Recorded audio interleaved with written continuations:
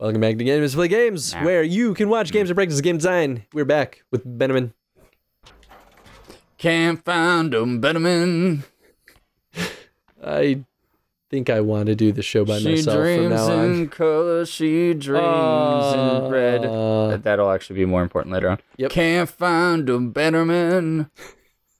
Except we are the Bannerman, so we found the Bannerman. Bannerman. Running through the forest. Just got a scalp by running through the forest. Is it just me, or do those rocks look like thumbs? Just like... They probably are. It might be. I mean, they do say later on that there's the world was once inhabited by giant stone golem people. Do they really? No, I'm totally messing with you. I was gonna say, unless they do, and then that's weird. I'm not actually. If the non-spoiler. All right. Spoiler, not spoiler. A notice fixed to the tree. All able-bodied men and of age are hereby required to report without delay to the Master of Arms for immediate military service. Evasion of military service is a capital offense. Lord Crowley. We should just have you do Lord Crowley from now on. Damn. That's a perfect Lord Crowley voice. Stop. Identify yourself. I act with the authority of Lord Crowley. Your false lord has no authority here. Oh, interesting to know. You don't believe in my lord. Lord Crowley hereby demands you sentenced to death. Who said that? Lord Crowley. Oh. What? Yeah, never mind. We're free, men. So, no matter what you respond to him with here, he will attack you. Nice. Yes. Because I did the other option last time, too. Yeah, I died in this level enough times to try each and every one of them. Wouldn't it be fun if you just drew the sword and he's like, oh, I'm sorry. Well, that's what I was hoping for, but if you're like, draw your sword, he's like, I like your style. You're like, oh, all right, I guess you were resigned to die. It does make me wonder, though, if it might change something. Like, maybe someone overheard it, and it changes, like, how they perceive you. I love that. There's always a random chance that one of the archer, as you approach, will just flee. And, like, no matter what, if you get close... That's the only time I've seen it is against Oh, really? Yeah. So they may flee, they may cower, or they may draw a sword, which is awesome. I love that. I love it when they draw the sword. Like, it almost never... It doesn't really matter once you get to them, the fight's over. Yeah, yeah. Unless you hesitate to cut them down because you're like, oh, they're drawing a sword, I gotta step back. But so I'm gonna point out something real quick, and then I want you to watch it throughout the episode. So whenever you dodge, notice the character. Oh, I'm not in a fight, so I can't dodge. Okay, next time we're in a fight, notice a character, because you may have noticed the shading that goes on with the characters. When your enemies first show up, they're pitch black, right? And then they come into color as if like they're behind a shadow. Right. As if they're in the background, essentially. Or I guess they could technically be in the foreground. Light's weird. But I mean, it basically equates to out of the main field. Yeah. And so when you avoid, actually here, even when you're entering an area, the same thing happens. But when you do a dodge, your character also moves to the back, and they're black. And while they're like completely shaded out, they're immune to damage. And that is an aesthetic that is used this entire game for multiple reasons. They did a very good job, because that's a really hard thing to actually figure out how to solve. Is if you have a typical style fighting game, and that it's two-dimensional where you can only go left and right, I guess up and down as well, but you only have that axis that you can move on. How do you portray somebody being able to avoid an attack other than actually having them physically not be there? Yeah, I agree. I think it's used very successfully. Like, it's clear the entire time you see that happening. Yeah, there's been no question. And so that's one of the things that makes the game immediately stick out. Didn't expect to see you again. Why are you locked in here? I made a run for it when the battle went south. I was captured trying to make my way through the forest. My new friends decided to have a bit of fun. Locked me in here. Why are you locked in? Why would your friends lock you in here? The look on his face makes it... It's just not putting up with your shit. Can you find your way back? Back to Crowley? I'd rather not, but it's better than being in here. You've got a deal. Yeah, a deal. We didn't actually make a deal. I mean, why are you locked in here? Okay, that's the third time I'm not falling for it again. Going back to the shading too, I like that they do that with the layers without compromising the background. We don't have to free him. No, we don't. Wonder what happens if you never free him. That's a wonderful question. Dang. I mean, we get a little bit of insight after this day, which if we beat this day, we can talk about it then. Yeah. All right. What am I going to do? What?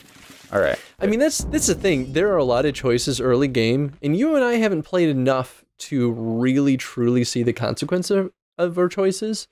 But they set it up for a lot, and I think it could be very interesting. Okay, here we go. This is another thing I wanted to talk about. Always being able to see above the interactable object. Mm-hmm. So it kind of takes away from any moment of discovery. But I don't think that's what that's what the game's about. Discovery is not a part of the game. So they make it very clear to you what you can interact with, and that kind of makes it easy, and at the same time sometimes makes the game a little weird. I would prefer it, because imagine if they didn't do that. You go around clicking A on everything to find it. Anytime you see a sort of unique looking asset in the environment, you're gonna tap it, and it's gonna turn an already slower game to an even slower game. Yeah, that's fair. Damage page from a combat manual. I love this because it is such medieval art. It is pretty fantastic.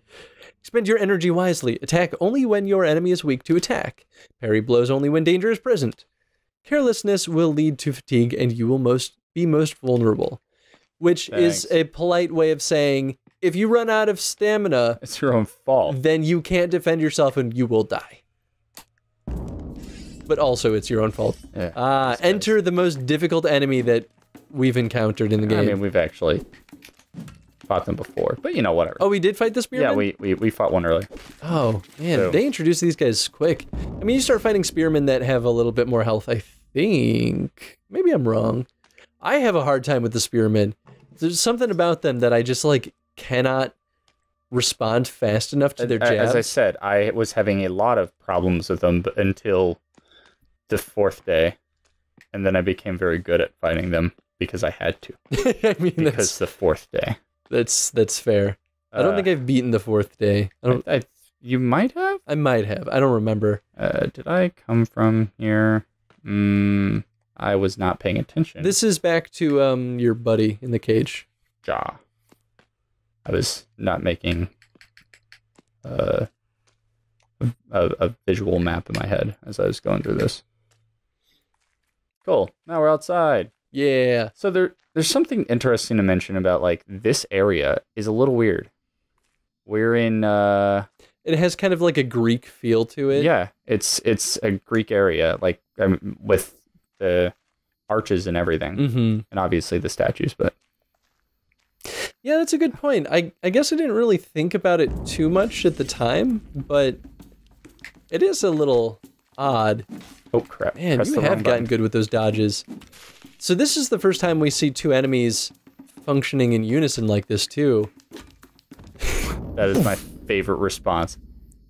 But that's tough, right? Because how do you pay attention to the archer whilst also fighting someone else? And that's why I got hit by him right there. I was so paid attention to the archer that I just so paid attention. Yeah, my English good. But it still works, right? It creates a really interesting challenge. And both enemies are easy to kill, but it's inherently way more complex than fighting either of them individually because it's just a lot happening at once. Damage page from a combat manual. Employ bows against unarmored targets with great effect. Summon your full strength, draw and hold steady. Release your grip to unleash your attack. So basically, how to use bows. Surprise, we're going to find a bow at some point. But not immediately, apparently. Yeah, that's a little weird. It almost would have made more sense to give us the bow and then give us that page. Oh, crap, I missed him. I mean, that's the bow right there, so it's super, super close. I can see it. I want it. Give it So this area is interesting to me because that underground passageway, it can unlock a shortcut so that if you die, you can just, the gate stays open. So at that point, you don't need to go above ground here at all. You can just travel across the bottom. That actually reminds me, I should have gone back. Oh, is there another gate you needed to open? I mean, you don't need to open that one. You need to open the one on the right side. No, to open the shortcut. I'm on the right side, aren't I? No. Yes, I'm on the right side. I'm almost positive. Where are you going? That's like, this is back where you started the... It's not. Level. It's not. Wait, is it? Yeah, man. You're going back further than you need to. Wait, then I could have just bypassed all of this, technically. Oh my god, yeah, I could have. Yeah. I forgot. It's been a while since I've been back at this stage, so I kind of forgot. Okay, yeah, you're right. The shortcut. So there's a shortcut in every day. And normally the reason there's a shortcut is because there's a physical wall preventing you from going left or right the entire time, where you have to go like underground or something like that to get past it. This is not one of those stages. So just ignore me. Well, it does exist. It's beyond the point in which you pick up the bow, which was going to bring me to my point, is that the shortcut bypasses the bow. So you don't need to get the bow in order to beat this level. If the bow was something that you would keep between levels, the shortcut would be a disservice to the design of the game. It would mean that you could potentially just like miss the bow and then not have it for the rest of the game. Because you lose everything at the beginning of the next day, bow, armor, etc., it actually, I think, justifies the shortcuts. It means that if you bypass all those enemies that would have whittled down your armor or consumed your bow anyway, then there's no point in needing to pick it up.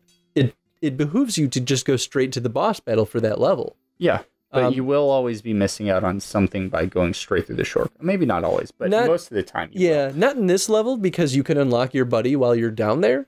So then you can just like unlock him and then go straight through the shortcut. And you still have to fight some guys en route, but it's a lot faster of a process. You will miss the bow, you will miss armor, because I think there's a point up ahead where you'll get like 2 armor. But so how the armor system works is kind of interesting. Like you start off with 0 armor. And a shirt will give you 2, and a helmet will give you 1. And basically, if you get 1, and then you lose that, it's just an empty box. And then, of course, if you get the shirt, then you would have 2 full and then 1 empty. But you will never get past 3, right? By basic standards. So it's like, it's not only giving you that armor immediately, but it's giving you the potential to get higher. So by dying and starting over, if you, let's say, you have to go downstairs in order to get the shirt, but if you continue going forward, you'll at least get the helmet. Then you have to weigh your options. Are you going to get all 3 pieces of armor, or are you just going to go to the helmet and see if you can get by with just that? Right. What are you doing here? What do you mean? I live here. What are you doing here? Wandering through my front yard? Never mind. It's just like, man. I'm sure you've got your reasons. Now get off my lawn. Repair my armor? Well, that's what you're looking for. Sure. Ding, ding, hey, it's better than you. Take good care of it. Can you repair my armor? It looks pretty good already, buddy. I'll see you around. I'm sure you will. Don't die. Actually die, then you'll come back, and then I'll see you again, and I'll repair your armor, and we can be friends, and talk about... You're not really paying me for this. All right. So... this is the part that I got very confused on. Like, what are these doing? Why? What? They're just randomly here? Yeah, they're just there. You know, just so like they kind of stand out though, right? You're like, this is odd. These don't feel like they belong here. But there was just a bunch of Greek stuff over there. I mean, maybe that's like part of the magic of the world. Like shit's cray. Cultures are merging. That is the world is conjoined. That is true. Since there is magic, there can be disbelief in anything, I suppose. But this next part, if you keep moving forward, this next part is the only part of my experience that I was like, this seems weird to me. I'm not a fan. So now we have these same heads and a closed gate. It's a puzzle. Well, we gotta do the puzzle. I'll just casually turn this entire giant stone head by myself. No problem. I'm all for puzzles. In games like this, it's fine. It's a little out of place, but sometimes puzzles can kind of like their labyrinths are more of their puzzles. But yeah, they are trying to switch things up. But this was I think for me, it was that just really did not make sense to be turning heads to open a gate. Also, like, the answer to the puzzle is the heads we were pointing at earlier. So, which was the first thing. I looked at them. I didn't even turn a single head. I walked back, looked at the pattern, walked back here, and solved it on my first try. It took me a little bit longer to come to that conclusion, but then I was like, oh, there were heads back there, weren't there? Because I didn't even notice them the first time. I was just like, you know what? There's statues. They stuck out immediately to me because I was like, what are these doing here? So if you go down here, this is where you open up that shortcut. Ah. And they kind of give you a sign of like, maybe you should check that out before going forward because they're bad guys. No, there isn't a thing. Except there. I think those are your guys. But there is supposed to be a thing there. That's where we would unlock an ability.